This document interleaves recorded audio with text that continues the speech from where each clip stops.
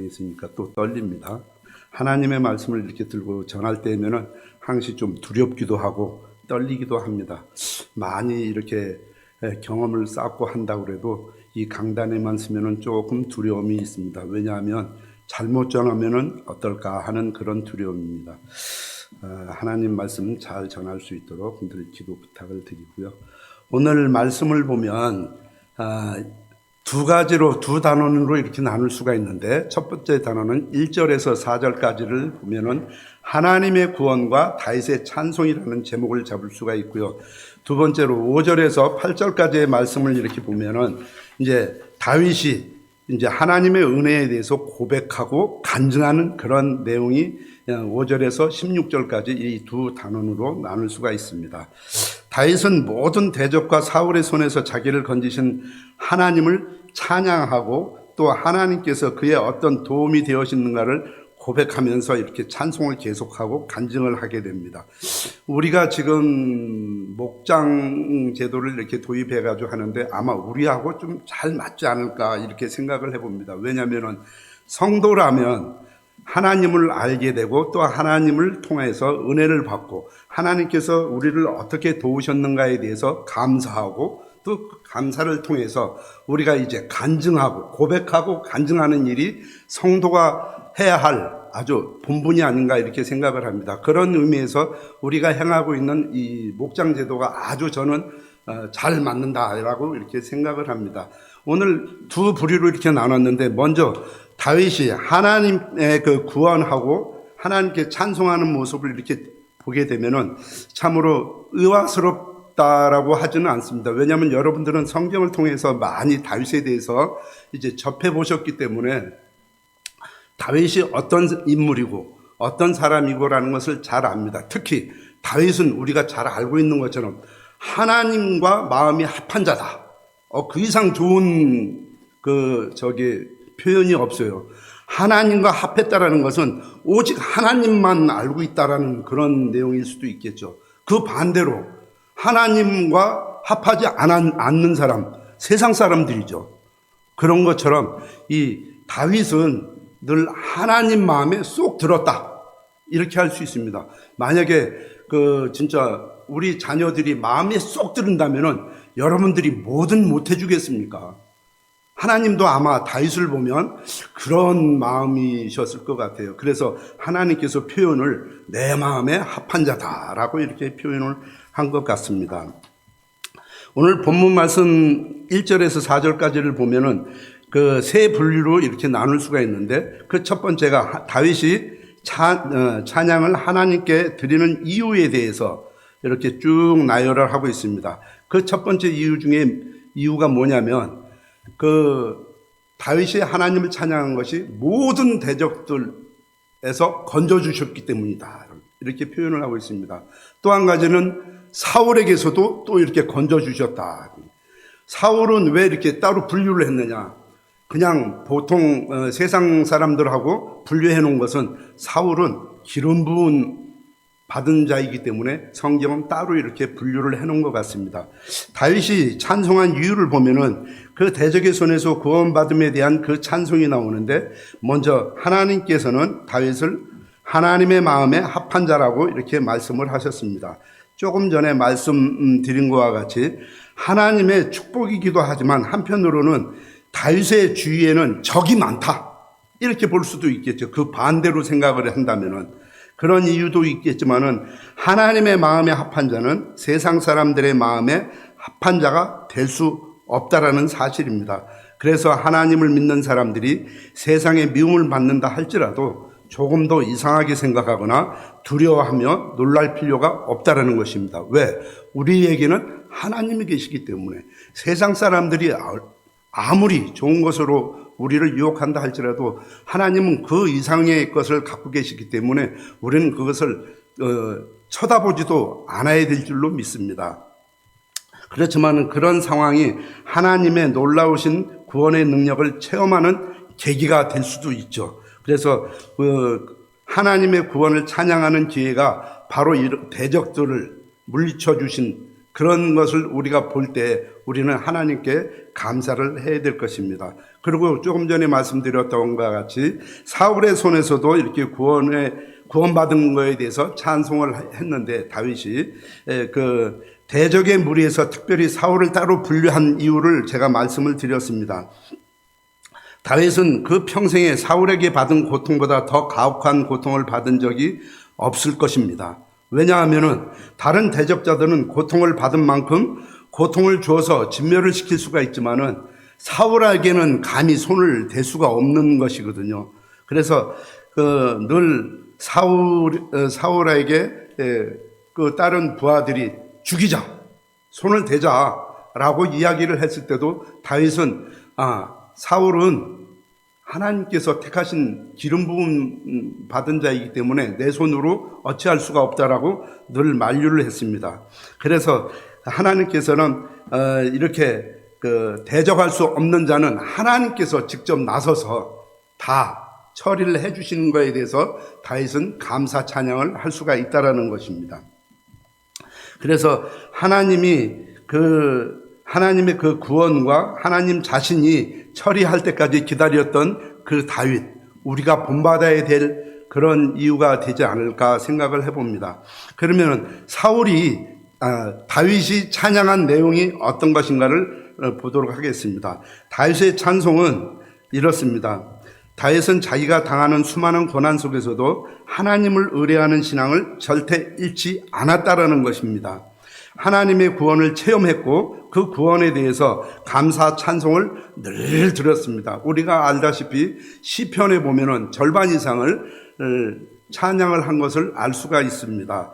이 찬송에서 다윗이 자기를 구원하신 하나님을 표현한 10가지가 오늘 그 본문 말씀에 나와 있습니다. 그 10가지가 무엇이냐면은 첫 번째로 반석이라는 단어가 나옵니다. 이 반석이라는 단어는 아주 단단하고 강한 안반을 의미하고 있습니다. 이것은 폭풍우가 몰아치고 홍수가 나도 그 기초가 든든하기 때문에 절대 무너지지 않는다라는 것입니다. 그것은 반석이신 예수님이 밑에서 딱 깔고 가시기 때문에 우리는 어떠한 일이 있어도 의지만 하면 우리는 절대 무너지지가 않는다, 이렇게 생각하시면 좋을 것 같습니다. 그러나 반석 되시는 하나님은 자기를 믿는 자들을 이런 반석 위에 보호하신 같이 굳건하게 보호하셔서 대적으로부터 우리를 늘 보호해 주신다는 그런 그 단어가 바로 반석이라는 단어고요. 두 번째 단어를, 어떤 단어를 썼냐면 요새라는 단어를 썼습니다.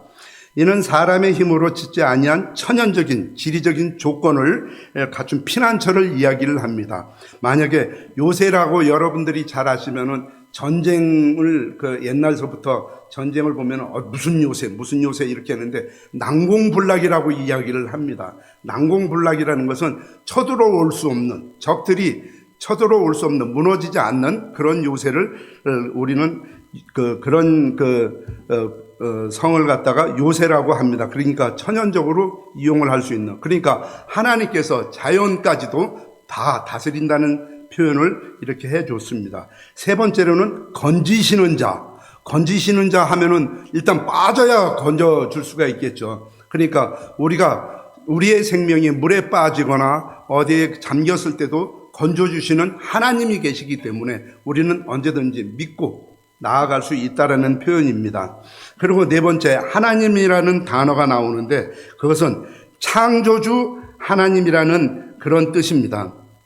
모든 환난을 갖다 극복할 수 있는 능력의 공급자가 되시는 분이 바로 하나님, 그 하나님이 우리 성도들을 갖다가 건져주신다는 사실입니다. 그리고 다섯 번째를 보면은 바위라는 단어가 나옵니다. 이 바위라는 것은 험준한 바위를 이야기를 하고 요새와도 같은 하나님의 도우심을 이야기를 하는 것입니다. 늘 든든하게 계시는 분, 흔들림이 없는 분, 어떠한 일, 우리가 아무리 급하고 진짜 적이 내 앞에까지 쳐들어왔을지라도 하나님께서는 묵묵히 지켜주시면서 걱정하지 말아라, 내가 지켜주마, 이렇게 하시는 그런 하나님을 비유한 것입니다. 또 여섯 번째 보니까 방패라는 단어가 나옵니다. 전쟁에 임한 군사의 몸을 보호하기 위한 최상의 무기가 방패인 것입니다. 하나님은 적들로부터 항시 막아주시는 방패가 되어주신다는 것입니다. 이것은 믿음의 방패와 같이 성도들의 몸과 영혼이 상하지 않도록 지켜주신다는 그런 말씀이죠. 7번째 보면은 뿔이라는 단어가 나옵니다. 하나님의 능력을 이야기하는 뿔은 능력을 이야기하는데 여러 군데서 많이 나오죠. 그 뿔을 붙잡은 사람에게는 절대 해를 가하지 않도록 하고 그 이유든지 무엇이든지 다 들어주는 것인데 하나님의 능력을 믿기 때문에 우리가 구원의 뿔, 하나님께서는 우리를 구원해 주실 수 있는 그런 능력을 갖고 계신다는 그런 의미입니다. 그리고 망대라는 단어가 8번째에 나오는데요. 망대는 어떤 것입니까? 높은 곳에서 적들의 동태를 이렇게 살펴보는, 그러니까 우리가 한치 앞을 알 수가 없지만은 하나님께서는 그 망대가 되어주셔서 우리의 모든 그 장래일까지도 다 속속들이 알고 계신다는 겁니다. 그런데 우리가 그 망대이신 하나님을 믿지 못하고 제갈 길로 갔을 때 하나님께서는 조금 서운해 하시겠죠. 그러니까 망대 되신 하나님께서 나를 보호해 주셨다고 다윗은 고백을 하는 것 같습니다. 그리고 9제에 보면은 피난처라는 단어가 나옵니다. 이 피난처는 연약한 자들이 안전하게 거할 수 있는 곳을 말할 수가 있죠. 우리가 언제든지 그쪽에만 가기만 하면 마음 편한 곳, 집으로 도망가거나 부모가 계신 어린아이들이 부모가 있는 부모를 만나면 굉장히 편안한 것처럼 그곳에 가면은 편안함을 느낄 수 있다는 거죠. 마지막으로 10번째는 구원자라는 단어가 나오는데 이 구원자라는 단어는 하나님을 믿는 모든 사람들을 붙잡아서 하나님께로 이끌어 구원하시는 참 하나님이시라는 그런 분입니다. 그러니까 구원자이신 분은 우리가 어떠한 일을 당할지라도 그것을 우리가 다 잠재워 주시고 우리를 올바른 길로 그리고 편안하게 인도해 주시는 그런 단어가 이 10가지 단어를 써가면서 오늘 다윗이 찬송을 하고 있는 것입니다. 여러분들이나 저나 이런 단어가 날마다 입에서 나와가지고 구원의 하나님, 피난처이신 하나님, 망대이신 하나님, 그 하나님을 믿으시기를 주의 이름으로 부탁을 드립니다. 그리고 이제 다윗이 찬송에 대해서 그 기도에 대해서 응답의 확신이 있습니다. 이 다윗은 그냥 이렇게 무조건적으로 맹신한 것이 아니라 자기가 하나님 앞에 이렇게 아랬을 때 하나님이 들으시네. 그러니까 하나님이 내 기도를 들으신다. 아니 내가 부모님한테 아니 다른 사람한테 부탁을 했을 때 그 이야기가 통한 것 같다면 기분이 어떻겠어요? 굉장히 마음이 흡족하죠. 그래 내가 이 이야기 했더니 저분이 들어주셨어. 직장에서 무슨 보고를 딱 해가지고 무슨 일을 하나 처리하려고 그러는데 귀를 기울여 주시고 사장님이 그런데 그런 표현과 같이 하나님께서 내 기도를 들어주셨다라는 확신이 왔다면 여러분들 마음은 어떻겠습니까? 진짜 그날 밤은 잠도 못 잘 거예요. 신난다. 내일이면 내가 드렸던 그 기도가 응답될 거야. 그런 확신을 다윗이 오늘 고백을 하고 있다는 것입니다. 오늘 그 1절에서 4절까지의 그 내용을 보니까 다윗이 이제 자기의 기도에 대한 확신까지도 이렇게 했습니다. 그러면은 확신을 가지면은 이제 찬송이 계속해서 나올 수 있겠죠. 우리 역시도 마찬가지일 것입니다. 우리를 향한 하나님의 은혜를 더욱더 바라고 또 구하는 저와 여러분이 되시기를 간절히 소망해 봅니다. 두 번째 단원으로 보면 이제 다윗의 고백과 간증에 대해서 5절서부터 16절까지 쭉 나옵니다. 이 성도라 하면 이제 하나님께 찬송하고 은혜를 알면 이제 고백을 해야 되겠죠. 하나님 사랑해요. 우리가 그냥 정하는데 제가 요즘 조금씩 느껴가는 게 그 사랑은 표현을 해야지 알아듣는다라고 이야기를 이렇게 방송에서 많이 해요. 그래서 저도 공감을 많이 하는 편인데 아직까지도 좀 표현하는 게 좀 낯설지만은 이제 하나님과의 관계도 마찬가지입니다. 하나님은 우리에게 은혜를 주시고 사랑을 퍼부어 주시는데 나는 하나님께 무슨 아무 표현이 없다면 그러면 그 소통이 안 되는 거죠. 그러면 하나님과 하나님은 소통하고 싶으신데 내가 응답이 없다면 그건 소통이 부재가 되는 거죠. 그러니까 우리가 이제는 고백을 해야 될 줄로 믿습니다. 그런 것이 오늘 5절에서 16절까지 다윗이 이제 합니다. 5절, 6절 말씀을 한번 같이 읽어볼까요? 5절, 6절 시작. 사망의 물결이 나를 애우고 불의의 창수가 나를 두렵게 하였으며 수월의 줄이 나를 두르고 사망의 올무가 내게 이르렀도다. 내가 환난 중에 여호와께 아뢰었으며 나의 하나님께 아뢰었더니 그가 그의 성전에서 내 소리를 들으시며 나로 부르심이 그의 귀에 들렸다. 아멘. 제가 7절까지 읽었는데요. 다윗이 이제 고백하는 것은 이제 사망의 물결이 나를 애우고 불의의 창수가 나를 두렵게 했고 음부의 줄이 나를 두르고 사망의 올무가 내게 이르렀다. 이렇게 고백을 하고 있습니다. 이 말씀은 다윗이 이제까지 겪었던 수많은 환난 날의 그 괴로움, 고통스러움 이런 순간들에 의해서 자기 자신의 솔직한 심정을 사실 하나님 앞에 딱 아뢰는 겁니다. 정확하게. 그러면 하나님께서 무슨 답이 있겠죠. 내가 안다. 만약에 이래버리면 백날 쫓아가도 하나님과의 마음이 합한 자가 안 되는 겁니다. 근데 하나님께서도 그거를 벌써 알고 계셨다는 것입니다. 그러니까 다윗이 조금 한 수가 좀 늦은 거겠죠. 그래서 다윗이 고백한 것이 하나님 참 괴롭고 힘들지만 저는 하나님께서 저의 기도를 들으신 것을 알고 있습니다. 그래서 이렇게 힘들더라도 그 환경을 넘어서 하나님께로 늘 향합니다. 라고 고백을 하는 것입니다. 그 고백이 어떤 고백이냐면 바로 현실에 대한 아주 참담한 그런 고백부터 시작이 됩니다. 다윗은 자기가 겪은 환난날의 현실에 대해서 4가지로 표현했는데 조금 전에 읽은 것처럼 나를 애우고 나를 두렵게 하고 나를 두르고 내게 이르렀도다. 이게 뭐냐면은 전부 대적들이 자기를 갖다 공격한다는 뜻이에요. 여러분들 다윗의 그 이야기를 쭉 글로만 이렇게 읽어봤지만은 그거를 상상 속에 집어넣으면 잠을 아마 자지 못했을 거예요. 아마 저처럼 이 잠을 못 자서 다윗이 쌍꺼풀이 지지 않았을까 그런 상상을 한번 해봤습니다. 왜냐하면 잠을 못 자면 눈꺼풀이 막 2개, 3개가 되잖아요. 그러니까 사울은 시시때도 없이 와가지고 계속 괴롭히려고 그러지. 잠 좀 자려고 그러면은 먹을 것이 있나 뭐가 있나 불황자들 모아가지고 그 불황자들 책임도 져야 되지.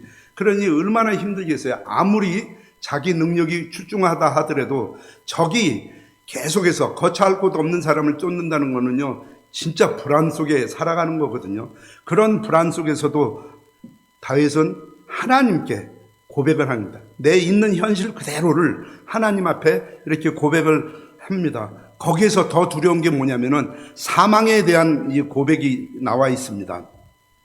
아까 읽은 것처럼 그 4가지 표현으로 사망에 대한 두려움을 갖다 고백을 했는데 사망의 물결, 불의의 창수, 음부의 줄, 사망의 올무라는 표현이 이렇게 나와 있습니다. 이것은 다윗이 겪은 환난날의 고통이 인생들의 삶에 있어서 최악의 상태다.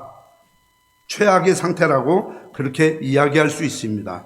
손 쓸 수 없는 순간에 이르렀음을 이야기를 해주는 그런 고백입니다. 실제로 다윗은 그 강포한 대적자들로부터 특히 사울, 더 심한 것, 자기 아들 압살롬이 쳐들어왔을 때는요, 궁궐을 아주 즉시 그냥 빠져나갔어요. 준비도 아무것도 못하고 자기 목숨이 경각에 달려 있었거든요. 그런데 그 경각에 달려 있던 사람이 그래 나 하나님 믿어. 그래도 여기 앉아 있으면 하나님께서 막아주시죠. 그게 아니에요. 현실에 처한 거는 처한 거고 또 하나님께서는 그 길을 왜 인도해 주셨을까? 그거를 나중에 책을 통해서도 이제 이렇게 봤는데 그것은 죄 때문에 자기가 당한 것을 다윗이 고백한 것을 성경을 통해서 알 수 있는데 자기 생명을 보호하고 유지하기 위해서 총각을 다투는 그런 위급한 상황을 이 다윗은 겪어서 고백을 하나님 앞에 하고 있다는 것입니다. 그럴 때 다윗이 그냥 주저앉아 있는 것이 아니라 그 환난 날에 나를 만나주시는 그 하나님께 다윗은 이제 7절에 읽었었는데 그 기도를 이제 하게 됩니다. 그래서 내가 환난 중에 여호와께 아뢰며라고 내 하나님께 또 아뢰며 하나님께 아뢰며 계속해서 이렇게 두 번씩이나 이렇게 나왔는데 그때 내가 아뢰니까 내 소리를 하나님께서 들어주셨도다. 그게 어디 나오냐면 내 귀에 들렸다라고 고백을 하고 있다는 것입니다. 그것은 하나님께로 온전히 집중을 하고 있다는 거예요. 오직 나는 하나님밖에 없다. 그래서 그분에게 내 힘든 이 참담한 상황을 이야기를 했더니 내 귀에 진짜 들렸는지 안 들렸는지 제가 잘 모르겠죠. 왜냐하면 성경에서는 그렇게 나와요. 일단 성경에서는 내 귀에 그의 귀에 들렸도다라고 이야기를 해주고 있거든요. 이처럼 그 다윗은 힘들고 어려운 그 순간에 진짜 그것을 극복하기 위해서 다른 길을 찾는 것이 아니라 하나님의 도우심을 간구했다는 사실입니다. 마치 두려움 앞에서 부모를 찾는 어린아이의 울부짖음도 그런 울부짖음이 없을 것입니다. 그래서 다윗은 하나님 앞에 부르짖어 기도하기 시작했습니다. 그 결과 이 다윗의 기도가 하나님께 상달되어서 응답이 되었습니다. 이것은 우리가 다윗에게서 제일 먼저 본받아야 할 매우 유익한 신앙이 아닌가 생각을 해봅니다. 그렇게 했더니 하나님께서는 이제는 보답을 해 주십니다. 아주 좋은 곳으로 하나님께서 보답을 해 주시죠. 환난 날의 부르짖음이나 아니면 좋은 날의 감사함의 기도이거나 그것을 막론하고 기도의 응답은 언제나 하나님을 믿는 사람들에게는 그 이상의 것이 없는 최상의 선물임을 여러분이나 저나 잘 알 것입니다. 하나님이 응답해 주셨다. 그건 다른 사람이 응답해 준 것보다 더 기쁘죠. 그래서 그런 축복의 선물을 우리는 이제 받았기 때문에 늘 하나님 앞에 힘들고 어려울 때마다 기도의 자리로 나아가기를 원할 것입니다. 다윗은 자기 자신의 부르짖음 때문에 하나님께서 귀를 기울여 들어주셨다는 그 사실에 늘상 감사하고 기뻐했습니다. 그는 이전에 베푸셨던 하나님의 은혜와 함께 그날의 구원으로 얻은 모든 은혜의 선물에 대해서 결코 소홀하게 생각을 하지 않았습니다. 늘 좋은 것으로 주시는 하나님을 향한 하나님을 믿는 사람들이 그런 사람들이 다윗의 자세처럼 우리도 그런 자세를 본받아야 될 줄로 믿습니다. 그런 은혜를 받은 사람들은 이제 무엇으로 나타나느냐면은 감사함과 봉사와 헌신으로 우리가 그 모습을 나타내야 될 줄로 믿습니다. 이제 마지막으로 8절에서 16절까지 보면은 다윗의 간증에 대해서 이렇게 나옵니다. 다윗은 무엇을 간증하느냐면 하나님의 진노하는 모습 그리고 하나님의 임재에 대해서 이야기를 해주고 있습니다. 다윗은 지금 하나님께서 환난 날에 부르짖은 자기의 기도에 특별하신 방법으로 역사하셔가지고 은혜를 베푸신 사실에 대해서 이제 간증을 하는데 먼저 하나님의 진노하시는 모습에 대해서 간증을 하고 있습니다. 여기에는 두 가지 의미가 있는데 첫 번째로는 하나님의 진노는 죄를 행하는 자들에 대한 징계라는 의미가 담겨져 있습니다. 다시 말씀드린다면 하나님을 믿는 사람들을 괴롭히는 자들에 대한 징계의 뜻입니다. 둘째로는 하나님의 진노는 하나님을 믿는 사람들에게 대한 보호의 의미도 담겨져 있습니다. 즉 하나님을 믿고 따르는 사람들을 위한 보호의 권능은 언제나 행악자로 향한 진노로 나타난다는 것입니다. 우리가 아닌 우리에게 진노를 나타내는 것이 아니라 우리를 괴롭게 하는 그 행악자들에게 나타나신다는 것입니다. 절대 그냥 보고 계시는 것이 아니라는 것입니다.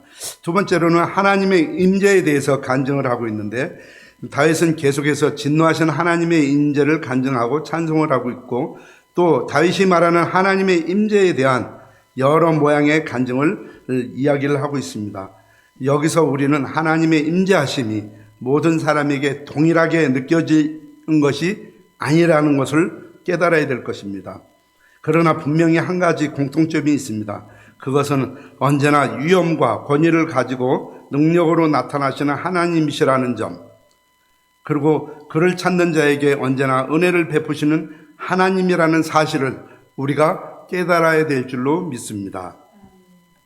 이 간증은 우리가 꼭 필수 가결이 아닌가 그렇습니다. 그게 나와야 결론을 지을 수가 있거든요. 내가 사랑하는 표현을 그대로 한다는 것입니다. 그래서 이제 저희도 좀 간증을 합시다 그러면은 좀 간증거리를 쌓아두는 게 좋을 것 같아요. 왜냐하면 저희 교회 보면은 그 뭐 젊은 사람들이 있는 것도 아니고 그러는데 이 정도 되면은 그래도 연륜이 있지 않습니까? 그 신앙생활에 연륜도 있고 그러는데 그 중에서 내가 진짜 하나님께 받은 은혜가 무엇인가? 진짜 감사할 게 이렇게 없나? 간증할 게 이렇게 없나? 그런 걸 한번 뒤돌아보시면 사실 내가 표현을 못해서 그렇지 그 표현하는 방법을 이제 조금씩 추려가면서 나도 하나님과의 그 관계를 조금 더 열어볼까? 그렇게 하시면 신앙생활 하는데 더 유익되지 않을까 이렇게 생각을 합니다. 말씀을 맺겠습니다.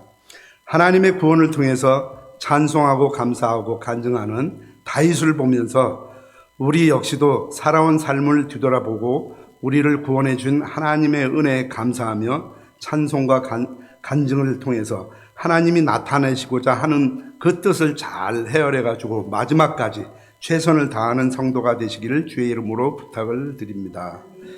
기도하겠습니다. 하나님 아버지 감사합니다. 죽을 수밖에 없었던 저희들을 구원해 주시고 말씀으로 인도해 주시니 감사를 드립니다. 이제껏 살아오면서 제대로 감사하지 못한 것과 간증 한번 제대로 하지 못한 저희들을 용서하여 주시고 남은 시간이라도 최선을 다해 감사하고 찬양하면서 하나님이 나의 구원자, 나의 반석, 요새시오 방패이시며 피난처이심을 간증하는 모두가 될 수 있도록 도와주시옵소서. 이 시간 잘못 전한 것 있으면 제하여 주시고 오직 하나님만 영광 받아 주시옵소서. 감사드리오며 예수님의 이름으로 기도합니다. 아멘. 찬송합니다.